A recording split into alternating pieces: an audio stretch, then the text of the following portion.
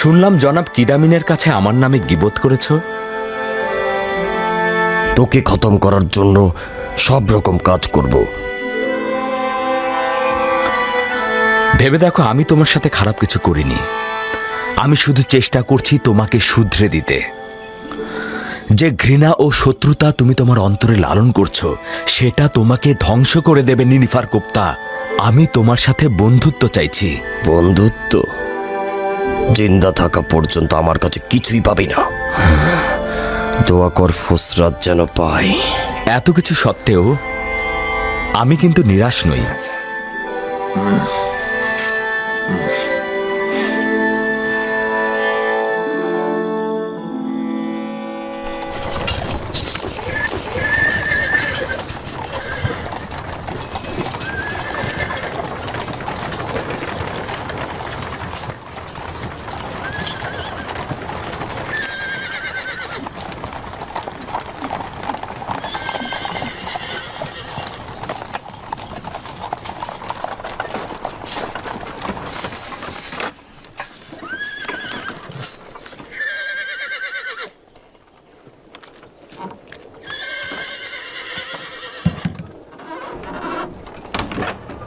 আলী জনাব পুতিফারের সহধর্মিনী জেলখানা পরিদর্শনের ইচ্ছে জ্ঞাপন করেছে। জনাব কিদামেন, বলো। বানু জুলেখা আলী জনাব পুতিফারের সহধর্মিনী জেলখানা পরিদর্শনের ইচ্ছা জ্ঞাপন করেছেন। তাকে পথ দেখিয়ে নিয়ে এসো।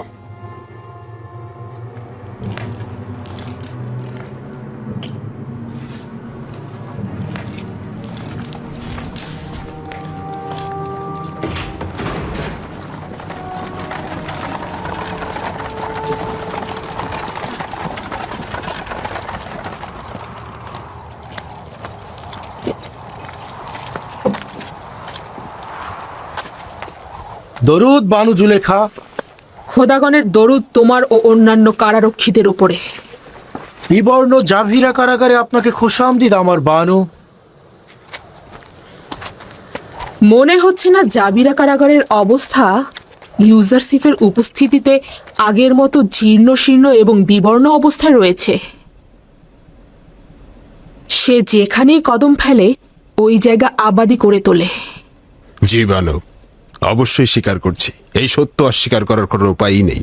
ইউজারশিপ আমাদের কারাগারকে আলোকিত করেছে, আর এটা আমাদের জন্য সম্মানের। মনে রাখবেন, ইউজারসিফ একজন অবাধ্য গোলাম। আমরা তাকে জেলখানায় পাঠিয়েছিলাম যেন তাকে শাস্তি দেয়া হয়, এজন্য নয় যে সে কারাগারে বসে ঘোষ গল্প করবে আর নেতৃত্ব দেবে। কিন্তু বানু, কারাগার তো কারাগারই। আর কয়েদি যখন নিজের আজাদি থেকে বঞ্চিত থাকে, তখন সেটাই তো তার জন্য নিদারুণ কষ্টের। আর এছাড়াও ও অন্য কয়েদিদের সাথেই এই জেলখানার সমস্ত কাজ করেছে, আর পাথর খনিতে গিয়েও কঠোর নির্মম পরিশ্রম করেছে, যা সত্যি খুব কষ্টের। দেখুন জনাব কিদামুন, আজ বানু জুলেখা নিজে কারাগারে এসেছে যেন ইউজারসিফকে নিজের চোখে ব্যথা বেদনায় জর্জরিত দেখতে পান। আসলে আমি তো বুঝতেই পারছি না আপনারা কি ধরনের নির্যাতনের কথা বলছেন। দোররা, আমি চাই তাকে দোররা মারা হোক। আমি তার আত্মচিৎকারের শব্দ শুনতে চাই। হ্যাঁ,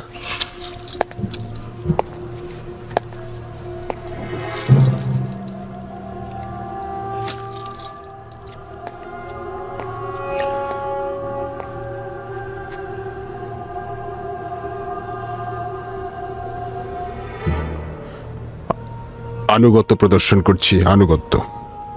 আমি আপনাদের হুকুমের গোলাম, ইউজারশিপের রক্ষাকারী নই। আপনি এখানেই বসুন, আমি এখনই ফিরে আসছি।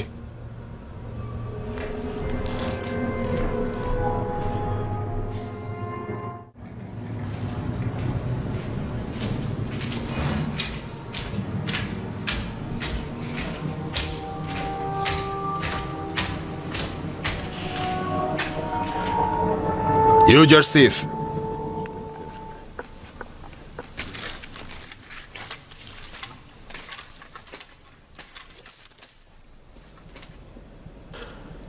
বানু জুলেখা এখানে এসেছেন আর আমাকে জোরাজুরি করছেন তোমাকে নির্যাতনের দৃশ্য দেখবেন। আমি তো তার হুকুমের গোলাম, তাই নয় কি ইউজারসিফ? আমি তো আপনাদের ইচ্ছাধীন রয়েছি। ইউজারসিফকে জেলখানার থামের সাথে বাঁধো।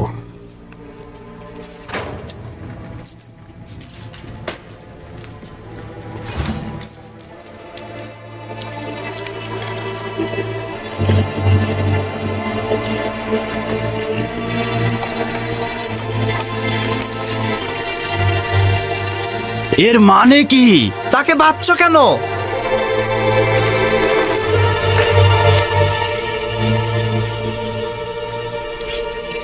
আমাকে এখন দৌড়া মারা হবে।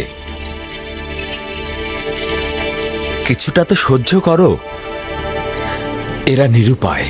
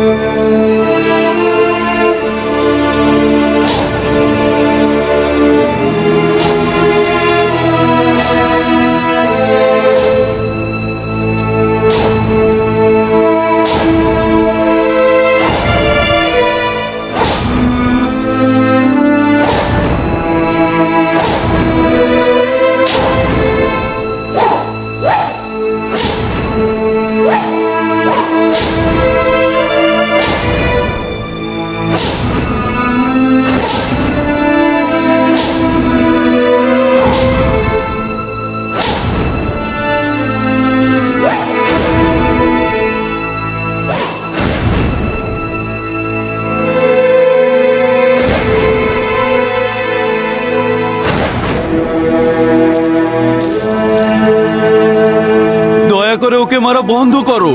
ওর অন্যায়টা কি?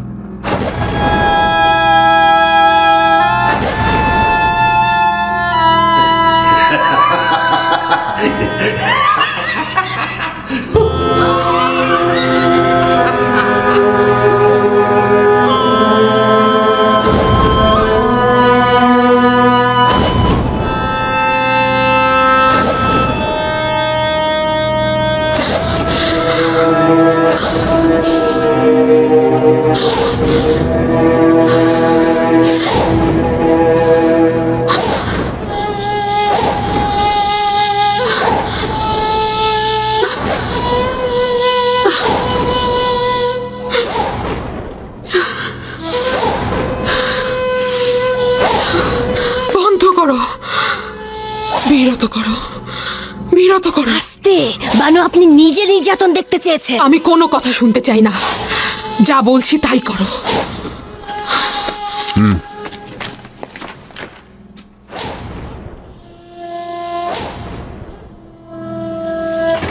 আঘাত বন্ধ করো। যথেষ্ট হয়েছে, এবার ওকে খুলে দাও।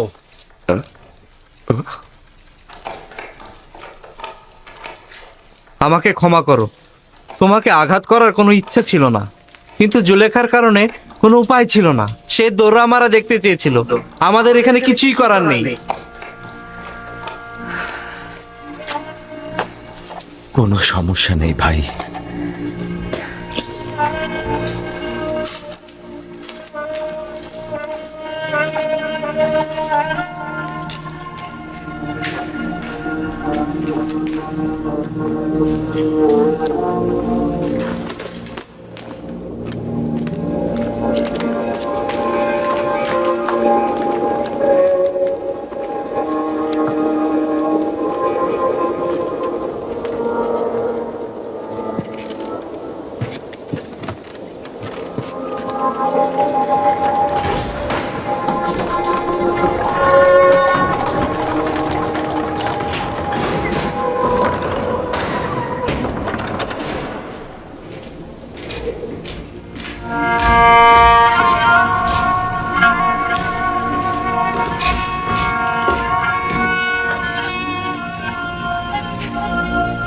ইউজারসিফ,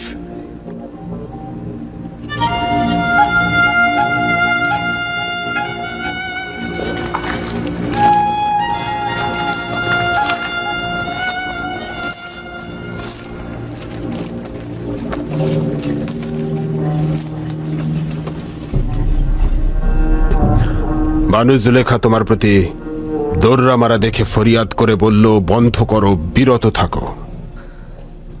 জুলেখা আশ্চর্য এক নারী।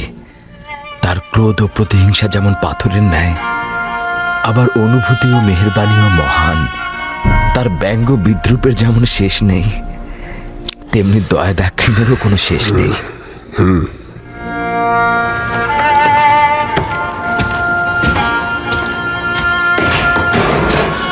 তার মানে তোমাকে জুলেখার ইচ্ছায় দৌড়া মারা হলো?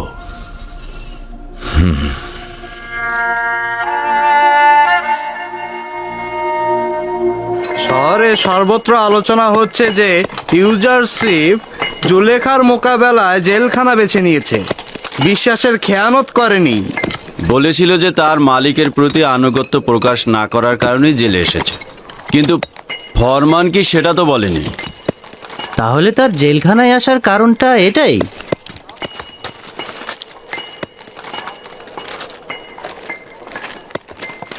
এই জোয়ানকে যতই দেখছি ততই মুগ্ধ হচ্ছি। কেন জানি না, তাকে দিনের পর দিন পছন্দ করার মাত্রাটা বেড়েই চলেছে। শহর থেকে যেসব খবর শুনেছি, অসংখ্য সুন্দরীর কামনা বাসনার পাত্র সে, কিন্তু একজনের প্রতিও তার নজর নেই। খোদাগান তোমার হেফাজত করো কি ইউজারশিপ। শুক্রিয়া জানাচ্ছি। যেসব খোদার নিজেদেরই হেফাজত দরকার, সে অন্যদের কি করে হেফাজত করবে?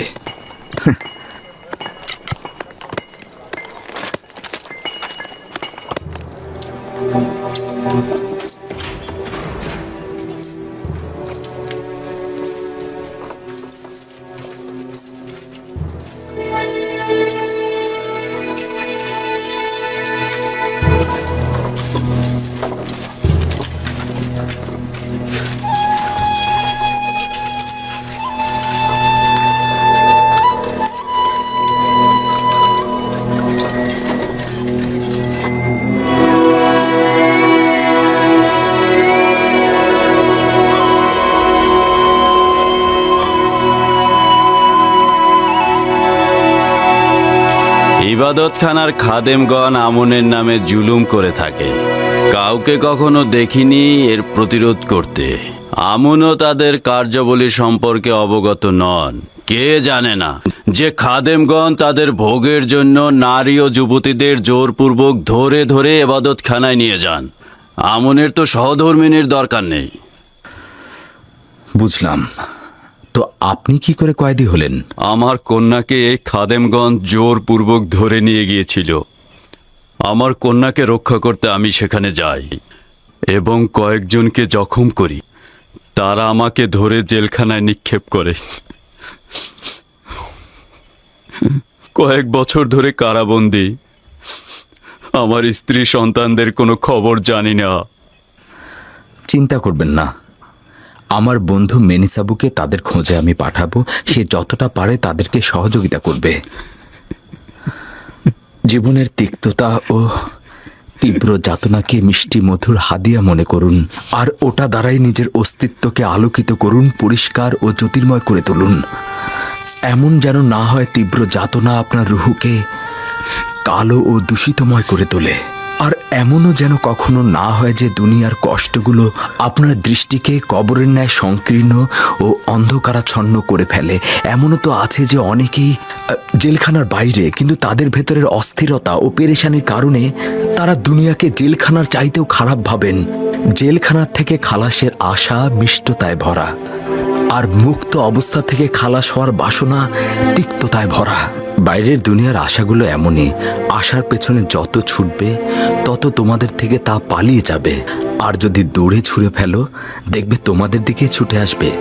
তীব্র রোদে মাথা ভর্তি চুল নিয়ে হেঁটো না, তা গলে যাবে এবং একসময় তা ঝরে যাবে। মাটির দেহ মাটিতেই মিশে যাবে, কিন্তু তোমাদের লক্ষ্য যদি অটুট থাকে তবে একসময় সেখানে পৌঁছবেই। সুষম বসন্তকেও একসময় হেমন্ত এসে নিস্তেজ করে দেয়। যে সিংহাসনে রাজা বসে সে সিংহাসনও সবসময় তার জন্য সিংহাসন নয়। তার অতি প্রিয় সিংহাসনটি একসময় তার চরিত্র বদলে তাকে কফিন হয়ে বহন করবে।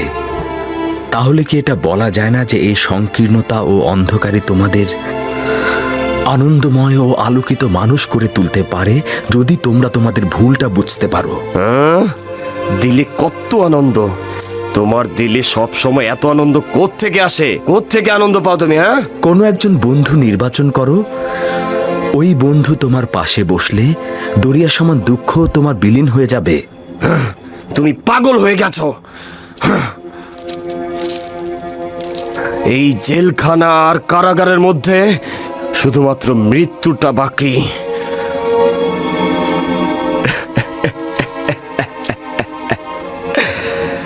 না মরেও মরার মতো সব, আর তুমি ওই মৃত লোকগুলোকে পুরস্কারের লোভ দেখাচ্ছ। শুনুন প্রিয়গণ, প্রত্যেকের বন্ধু সেই যে তাকে পূজা অর্চনা করে, আর যে মৃত বন্ধুকে পূজা করে তার ভাগ্যে আহাজারি ও দাফনের কাপড় ছাড়া আর কিছুই জুটবে না। আর যে জীবিত বন্ধুর ইবাদত করে তার জন্য জেলখানার কুঠরি, মরুভূমি বা বাগানের মধ্যে কোনো পার্থক্য নেই। ইউজারশিপ, তোমাকে একটা সওয়াল করতে পারবো? কোন বন্ধুর কাছ থেকে এত আনন্দ ফুর্তি পেলে? হ্যাঁ, সেই বন্ধু যে আমাকে কখনো ভোলে না, সবসময় আমার কিনারায় হাজির থাকে এবং আমার সকল হাল হাকিকাতে পরামর্শদাতা তিনি। ইউজারশিপ কখনোই মৃত পাথর বা কাঠের ইবাদত করে না।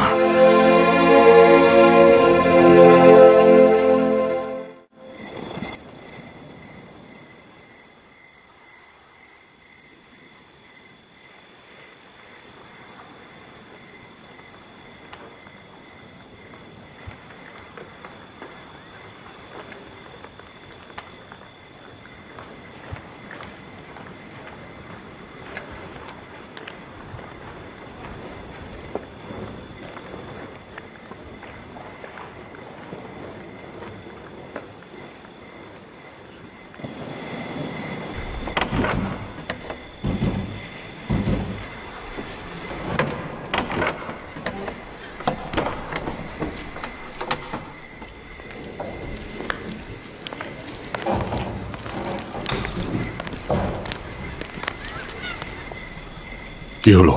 তার কোনো খোঁজ পেয়েছো তুমি? মনে হচ্ছে এক ফোঁটা জল ছিল মাটিতে মিশে গেল। সর্বত্র খুঁজেছি কিন্তু কোথাও তাকে খুঁজে পাইনি। না, যদি কিমুনি বন্দি হয় তো আমাদের কাজ লাঠি উঠে যাবে।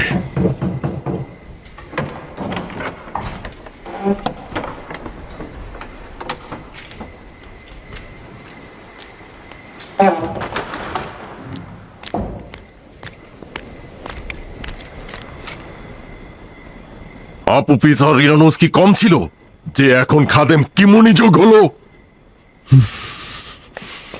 যদি একজনও কোনরূপ মুখ খোলে তবে আমিন হতে আমাদের কাউকে ছাড়বে না। আর ইবাদত খানার এলাকাগুলো সে তার নিজের অধীনে নিয়ে নেবে। এতটা সহজ হবে না। তারা জানে না যে জনাব আজ্ঞামোহর এবং ইবাদত খানার খাদেমদের প্রতি অবজ্ঞার জবাব খুব ভয়ানক হবে। আমন ইবাদতকারীগণ চুপ করে থাকবে না। আমার মনে হয় আপুপিস ও কিমুনি এখনো গ্রেপ্তার হয়নি। আর যদি গ্রেপ্তার হতো তাহলে অবশ্যই জনাব পুতিফার ও বাদশাহ আমেন হতে এতদিনে একটা না একটা পদক্ষেপ অবশ্যই গ্রহণ করে ফেলতো।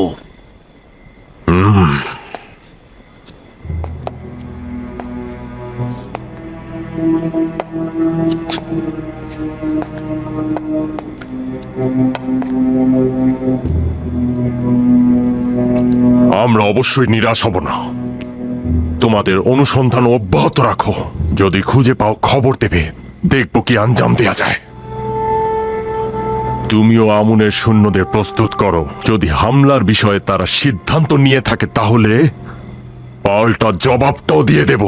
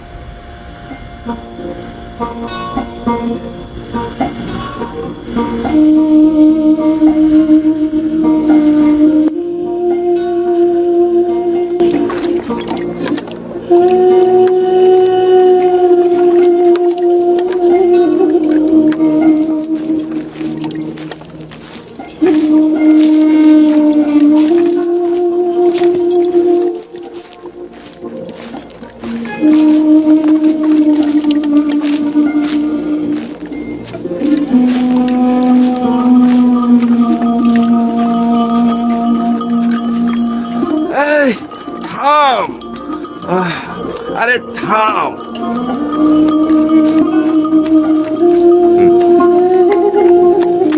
আয়!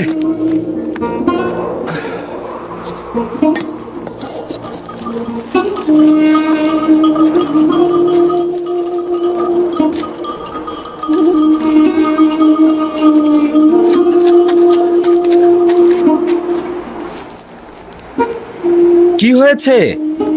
উটটি পালিয়ে যাচ্ছে কেন? জানি না, কোনোভাবে ওকে থামাতে পারছি না। যাই করি না কেন দৌড়েই যাচ্ছে। কাফেলা থেকে পালিয়েছে, ক্লান্ত হয়ে পড়েছে। ক্যানানের অধিবাসী? হ্যাঁ, তুমি কিভাবে জানলে? তোমার লেবাস ক্যানানীদের মতো। আমি তাদের সঙ্গে জিন্দেগি গড়েছি। হ্যাঁ, এই, তুমি এখানে কি করছো? জানো না এই এলাকা নিষিদ্ধ? আমার অপরাধ নয়, আমার উট এইদিকে পালিয়ে এসেছে, আমি তার পেছন পেছন এসেছি। যত তাড়াতাড়ি সম্ভব এখান থেকে চলে যাও। ও আমার জন্মস্থানের অধিবাসী। আমাকে একটু অনুমতি দাও, আমি তার সঙ্গে একটু কথা বলি।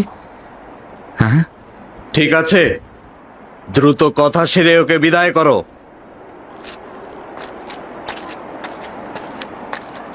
তাহলে সত্যি তুমি ক্যানানি? হ্যাঁ, তুমি কে আর এখানে কি করছো? সে অনেক কথা। আচ্ছা, তুমি কি ক্যানানের গণ্যমান্য মানুষদেরকে চেনো? চিনি তো, ইয়াকুব নবী, ইয়াকুব ইবনে ইসহাক ইবনে ইব্রাহিম। আমি শুনেছি তার পরিপূর্ণ 12টি শাখা ছিল। ছিল, কিন্তু একটি শাখা বিচ্ছিন্ন হয়ে গেছে।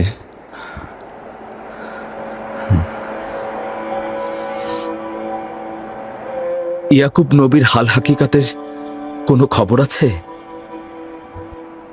শুনেছি যে অব্যাহত বিরহে আক্রান্ত, ছোট্ট একটি কুঁড়ে ঘর তৈরি করে সবকিছু ত্যাগ করেছে এবং ওই বিচ্ছিন্ন শাখার জন্য অবিরাম কেঁদেই চলেছে। তুমি কেন কান্না করছো? যদি ক্যানানের এই অন্তর্জালের দগ্ধ বৃদ্ধের সাথে তোমার আবার দেখা হয়, বলবে পরিত্যক্ত এক জেলখানা সেই জওয়ানের পয়গম রয়েছে। বলবে একজন কয়েদি বলেছে, যখনই তোমার বিরহ বিচ্ছেদের সহ্য ক্ষমতা শেষ সীমানায় পৌঁছবে, তখন তার অনুনয়ের হাত যেন তার প্রিয় বন্ধুর দরবারে উত্তোলন করে। পিতার কাছ থেকে দূরে থাকা সে বিদেশ বিভূয় সন্তানের জন্য যেন তিনি দোয়া করেন। তুমি কে? নিজের নাম ঠিকানা তো বলো। আমি অক্ষম, বলার অনুমতি নেই।